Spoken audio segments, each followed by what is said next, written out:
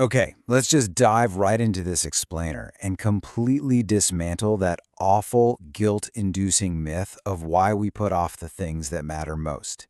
Today, we're unpacking the science and really the soul of overcoming procrastination. Look, if you've ever felt totally overwhelmed by a massive looming task, only to suddenly find yourself deep down a rabbit hole of random internet videos, well, you are absolutely not alone. So let's break down exactly what's happening inside your brain, and more importantly, how you can actually reclaim your time. I mean, we've all been there, right?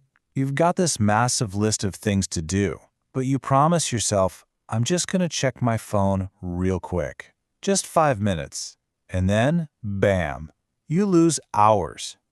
You're left feeling incredibly frustrated, completely guilty, and the important task? Yeah, it's totally untouched. You just sit there wondering why you keep doing this to yourself. It's a universal experience for sure, but the actual reasons behind it, they might totally surprise you. For centuries, society has basically slapped the lazy label on anyone who delays work. Or we say they just lack discipline. But here's the thing. Science reveals procrastination isn't a character flaw at all. Not even a little bit. It's actually a psychological coping mechanism. See, when a task makes you feel anxious, or maybe you're afraid of failing, your brain just screams for relief. Avoiding the task gives you that quick, temporary relief, which your brain completely eats up as a reward. So this isn't a time management problem, it is deeply, fundamentally connected to how we regulate our emotions. So let's look at what's actually going on upstairs. Section 1. Your brain on procrastination. The hidden battle. To really understand this battle, we actually have to rewind about 50,000 years. Back then, immediate survival was literally everything. See a wild predator? You run. Find some ripe berries? You eat them right away. And our modern brains, they're still totally hardwired to prioritize those instant dopamine hits way over distant deadlines. It's a phenomenon called present bias.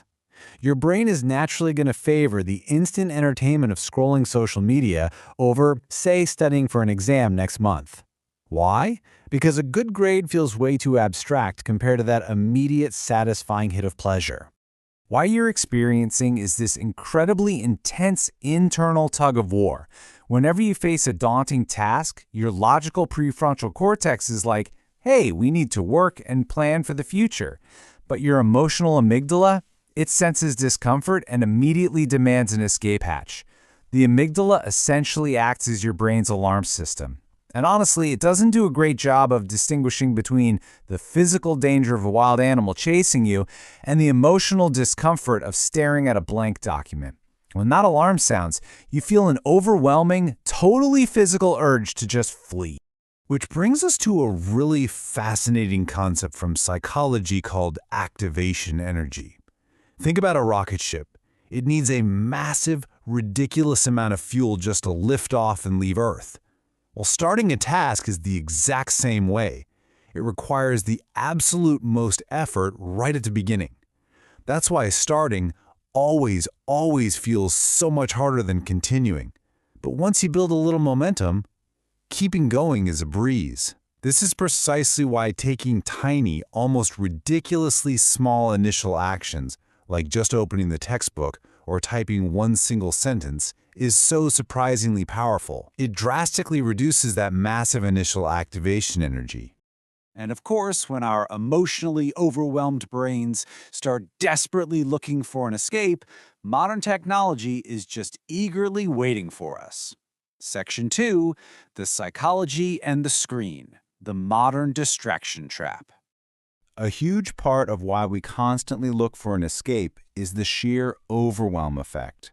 Thanks to perfectionism and the fear of failure, we tend to stare at the entire terrifying skyscraper we have to build. We convince ourselves that everything has to be totally flawless on the very first try. But to beat that feeling of overwhelm, all we actually need to do is focus on laying a single imperfect brick. Ask any professional writer. They'll tell you first drafts are basically never perfect. We really have to train ourselves to embrace that messy, imperfect first step, instead of letting the fear of the finished skyscraper completely paralyze us. And when we do get paralyzed, we fall right into a very predictable habit loop. First, there's a cue, like feeling super stressed out about a project. That triggers a routine, like blindly opening up a social media app, and that delivers a reward, immediate, albeit temporary, relief from your stress. Now here's the scary part. Every single time this happens, it reinforces the procrastination cycle deep in our neural pathways. Do it enough, and suddenly, you're reaching for your phone before you even consciously realize you're avoiding work. We always tell ourselves, oh, just 5 minutes. But these digital platforms are literally designed using unpredictable, variable rewards to completely hijack our dopamine levels, so that 5 minutes timeline quickly spirals out of control. By 10:15 a.m., you aren't just a little off task, your attention is totally fractured, and you've somehow convinced yourself that reorganizing your entire desk, or maybe color-coding your paper clips, is literally the most urgent priority in the world. Sound familiar? Okay, so how do we actually fix this?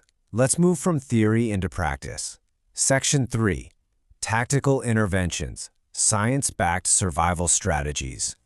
To conquer that massive hurdle of activation energy we talked about earlier, you've got to try the 2-minute rule. Basically, if a task takes 2 minutes or less to start, just do it immediately. Now, to be clear, the goal here is not to finish a massive project in 2 minutes. That's impossible. The goal is simply to conquer the psychological resistance of starting. Just put on the running shoes. Just open the document. You're just trying to defeat that initial friction. All right, so once you've actually started, you need a sustainable way to maintain that focus without completely burning out. Breaking your work into manageable intervals is an absolute game changer here. Working for 25 minutes with full focus, followed by 5 minutes of total rest, famously known as the Pomodoro technique, prevents mental fatigue and makes starting feel infinitely less intimidating. It's given your brain structured, planned recovery time. And that is absolutely essential because prolonged stress will actively drain your concentration and tank your creativity. Listen, we cannot just rely on willpower alone. It's a finite resource, and it drains a little bit more with every single decision you make throughout the day. Instead, you need to intentionally design your environment. Think about it. If your phone is sitting right next to you, resisting it takes constant, draining energy. But if you leave it in another room, or if you use website blockers, you completely remove the temptation.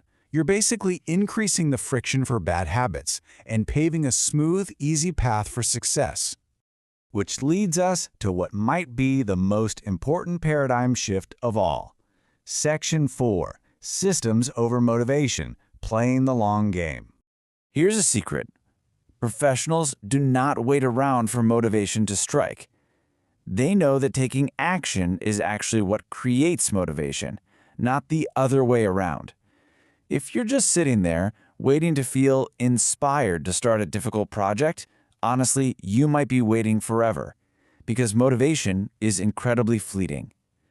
Systems, on the other hand, are reliable.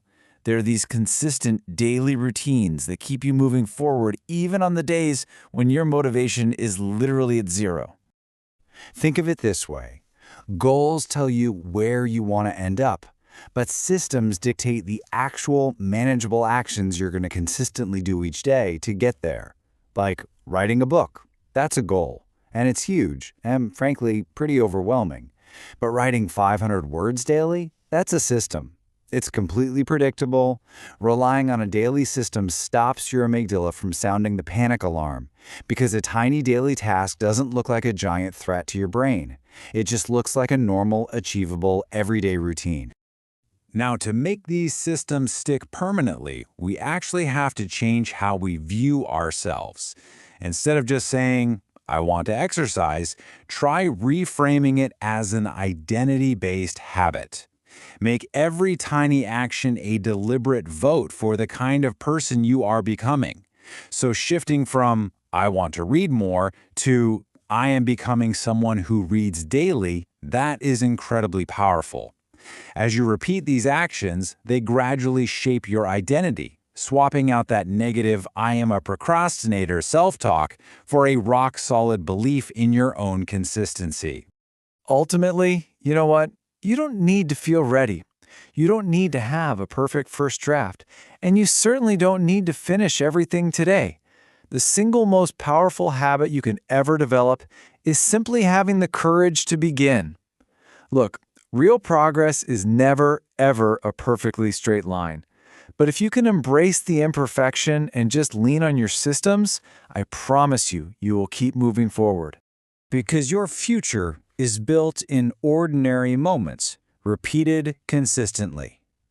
So, as we wrap up this explainer, I want to leave you with one final thought to kickstart your journey. What is the one small imperfect step you can take today? The best time to start was yesterday, but the second best time is right now. So are you going to wait around for motivation, or are you going to lay that very first brick today?